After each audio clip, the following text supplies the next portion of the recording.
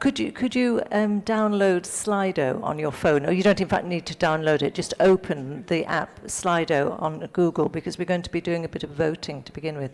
So you just do sli.do in Google, and then it's hashtag ETF 2019. Hashtag ETF 2019.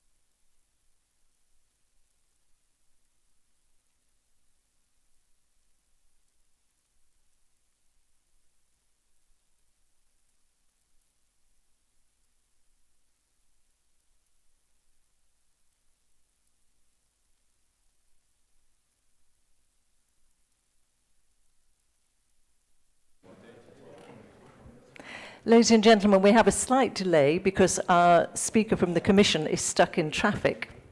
So if you bear with us. But for anyone who has not done so, would you like to go to Slido on your smartphone? Because we're going to do some voting. So it's Slido, SLI.do. I'm sure lots of you are very familiar with it. And then it's hashtag ETF 2019. ETF 2019. And then we're going to ask you some questions in a little moment to see how much you know about the subject. And if necessary, I'll do a song and dance act, but it's not come to that yet. So your patience, please.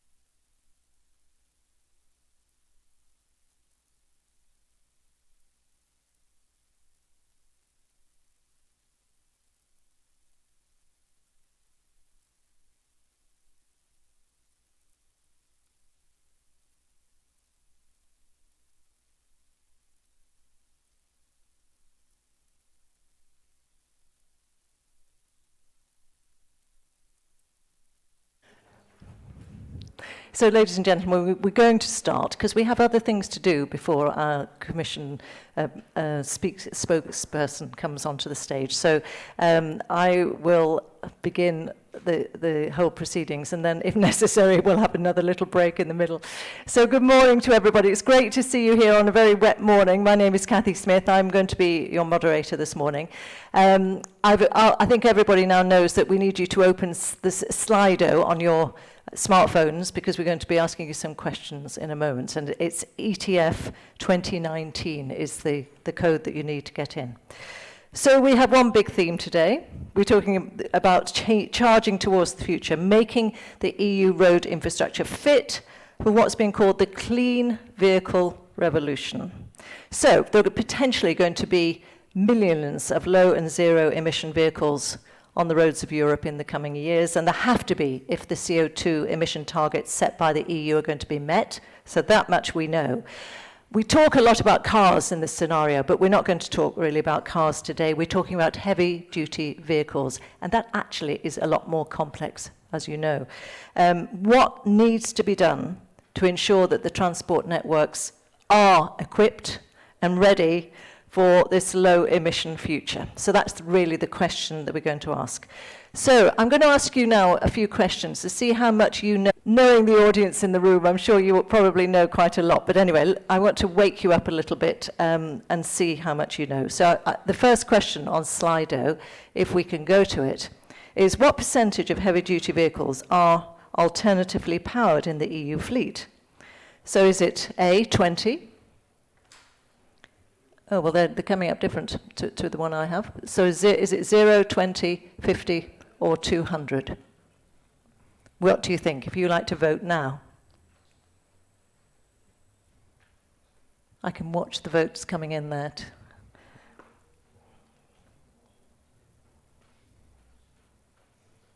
So is it 0, 20, 50, or 200? How many fast charging stations needed for HDVs? Oh, so it's a different question I'm asking up here than the one I have, I'm sorry. How many fast charging stations are there along motorways in the EU today? Okay, let's stop the vote now and let's have a look at the result. So 35%, most of you think 20, 50, 26% say 50, 22% say 0. And the answer is actually 0. And there's 1 in Norway. But that's pretty low, hey? So there we are. You see, we did think it was better than it actually is. Let's look at the next question. What percentage of heavy-duty vehicles are alternatively powered in the EU fleet? Is it 20%, 15%, 10%, or 1%? What percentage of heavy-duty vehicles are alternatively powered in the EU fleet? If you'd like to vote now.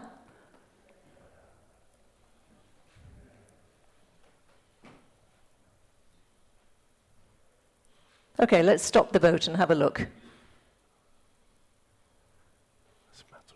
So most of you say 1%, and most of you are right. Only 1%. So not very many is the answer. Okay, let's take a look at the third question.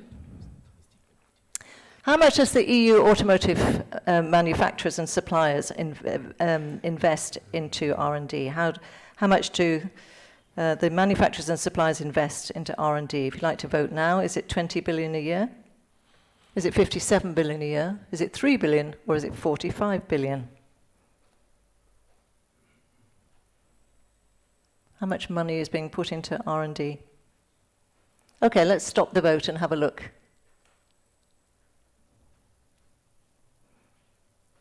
So 38% say 57 billion. It's sort of split, but that majority number, it's right. It's 57 billion a year, so quite a lot of money, actually.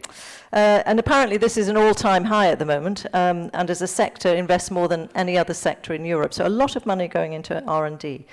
And then now a historical question for you. When was one of the first electric trucks ever put on the road? Was it 1924, 1998, 2005, or 2019?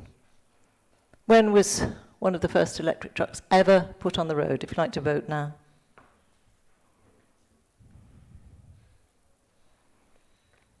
Okay, let's close the vote. And 65% of you say 1924, and then a mix of the other dates, and in fact 1924 is correct. So it was a very long time ago.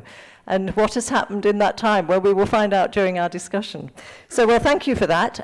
Do we have any news yet about whether our speaker is here? He's still en route. Well, I think what we're going to do now is just to show a small video, because as long as we are ready to do so, yeah.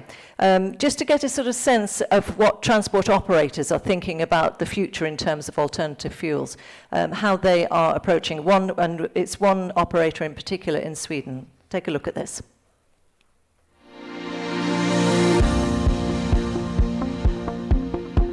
My name is Inger Rudin and I work at DB Schenker. I have a cross-functional responsibility today, which one is sustainability, a topic which is very near to my heart. We've seen that one of our options to go fossil-free is to go electrification. The biggest challenge is related to the funding of the investments, since it is a quite extensive cost to do the shift to the new technology. And things are happening. There are lots of discussions within the financial industry to direct and address the sustainability in a large extent. And I think that's a main driver that will help us to really make things happen. Another barrier that needs to be handled is the infrastructure with the charging stations, which is not today in place. Authorities are trying to make this happen. And that, together with the technology development, needs cooperation through the transport chain. It all comes down to dare to take the risk and to have the founding of the risk. But another thing that's extremely important is also legislation.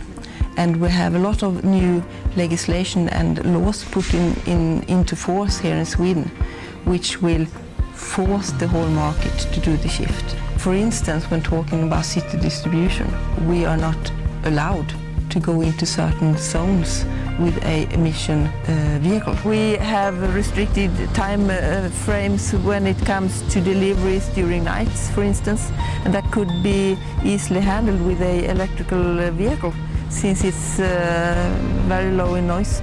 We are now running a pilot project together with Volvo and one of our larger customers, Coop, with grocery deliveries into storage areas around Gothenburg.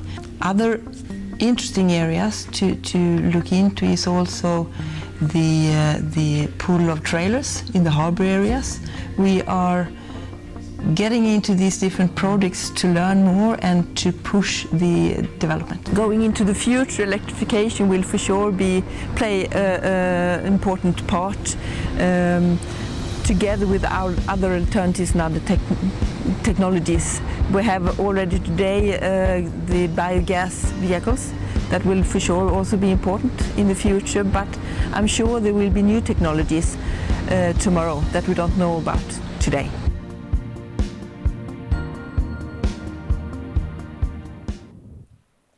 So she says, you've got to dare to take the risk, and legislation will be forcing the shift. So interesting, and obviously something that we will be talking about. Our gentleman from the Commission, Axel Volker, is not here yet. So, but I'm sorry, Lars, you're up on your own. Wow. We're going to. We're delighted though that Lars Senqvist, Chief Technology Officer of Volvo, is here, Morning. and he's going to just be talking to me because we will hope that Axel will join us for our fireside chat. We've got no fire, No and fire? we've got no second person, but that's all right. Take a seat. Thank you.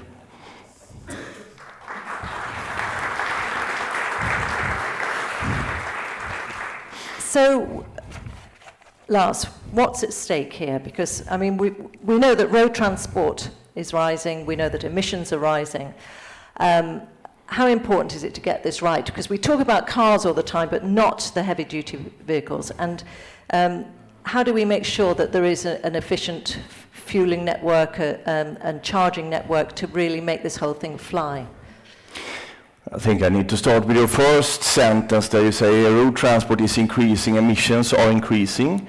And I dare to be a little bit provocative to start with. Road transports will continue to increase. There will be more transport going forward. I think that's one very important fact to start with. And for me it's important not just to talk about Europe, but to have the global perspective, because the planet is global. So if you look at growing global population, if you look into increased urbanization, and if we are talking about economic growth, let's leave Europe, but let's look at India, let's look at Pakistan, for example. Are we serious in lifting those countries out of poverty? That will mean more transport. So for us in the Volvo Group, that's a very clear fact that we are basing all our roadmaps on. There will be more transport in the world. Second statement that is as important or even more important is that we cannot go on with transport as we are doing it today. If we just go on and extrapolate what we are doing today, it's very simple. The planet can never ever cope with it. So we are also very clear in our statements that we need to come up with new solutions. We need to really demonstrate and deliver a truly sustainable transport system. So try and paint a picture for us then, in 5 or 10 years' time, how you see our roads around Europe in terms of heavy-duty vehicles. What sort of trucks will be on the road? How will they be operated? And in a realistic scenario. 5 to 10 years. 5 years is a very short time horizon, but 5 to 10 years, what we will see is not one silver bullet. There is not one solution that will fix it all. We will use a variety of technologies, we will use a variety of fuels, but in Europe we will see definitely charging points for heavy-duty vehicles across the big highways and definitely in urban areas. That will be a completely natural part of our infrastructure. We will also definitely see